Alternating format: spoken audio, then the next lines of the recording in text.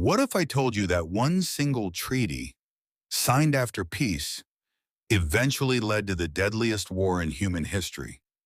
A war that claimed more than 70 million lives, destroyed entire cities, and changed the world forever. This is not just the story of World War II, it's the story of broken promises, revenge, power, and one man whose ambition pushed the world into chaos. Let's go back to where it all began. Imagine a world where entire cities are reduced to rubble, millions of innocent people lose their lives, and one war changes the future of every nation on Earth. This is the story of World War II, the deadliest conflict in human history. But this story didn't begin in 1939. It actually began 20 years earlier. In 1919, after World War I ended, the victorious nations forced Germany to sign the Treaty of Versailles.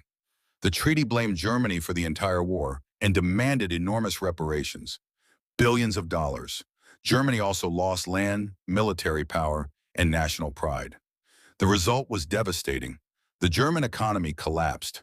Inflation became so extreme that people carried bags full of money just to buy a loaf of bread. Millions lost their jobs, families went hungry, and hope disappeared. During this crisis, one man stepped onto the political stage. His name was Adolf Hitler.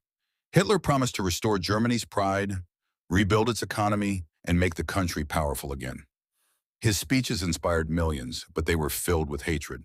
He blamed Germany's problems on Jews, socialists, and other minorities. Through powerful propaganda, fear, and nationalism, Hitler gained more and more support. Then in 1933, he became Germany's dictator. Once in power, Hitler ignored the Treaty of Versailles. He secretly rebuilt Germany's military, created a powerful air force, and prepared for expansion. His dream was simple but dangerous: to build a massive German empire across Europe. In 1938, Hitler made his first major move.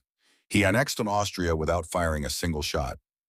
Many Austrians welcomed him after years of propaganda. The world watched, but no one stopped him.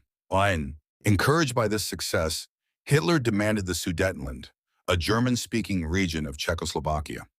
Britain and France hoped to avoid another war, so they signed the Munich Agreement, allowing Hitler to take the territory in exchange for a promise that he would not invade any more countries.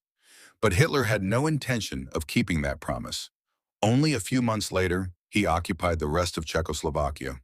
Europe finally realized that Hitler could not be trusted. Next came Poland.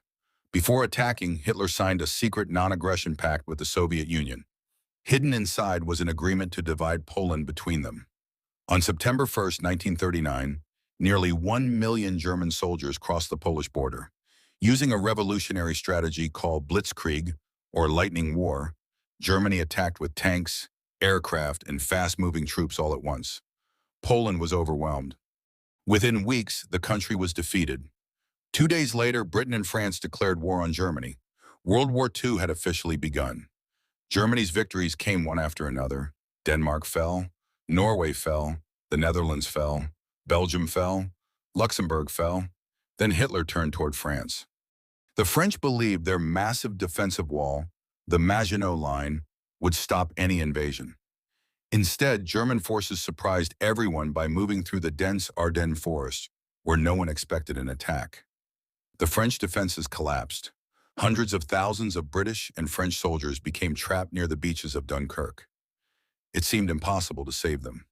But in one of history's greatest rescue operations, military ships and hundreds of civilian boats crossed the English Channel. More than 330,000 Allied soldiers escaped safely. Although they left behind almost all of their weapons, their lives were saved. Soon afterward, France surrendered. By the summer of 1940, Hitler controlled most of Western Europe. Austria, Poland, Denmark, Norway, Belgium, the Netherlands, Luxembourg, France.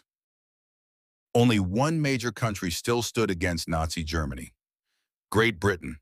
Its new Prime Minister, Winston Churchill, refused to surrender. He inspired the British people with unforgettable words: "We shall fight on the beaches. We shall never surrender." At that moment, Europe stood on the edge of darkness. Hitler believed victory was only a matter of time. But the war was far from over. New enemies would soon enter the conflict. Massive battles were yet to come. Massive battles were yet to come, and the fate of the entire world would be decided in the years ahead. This was only the beginning of the greatest war in human history.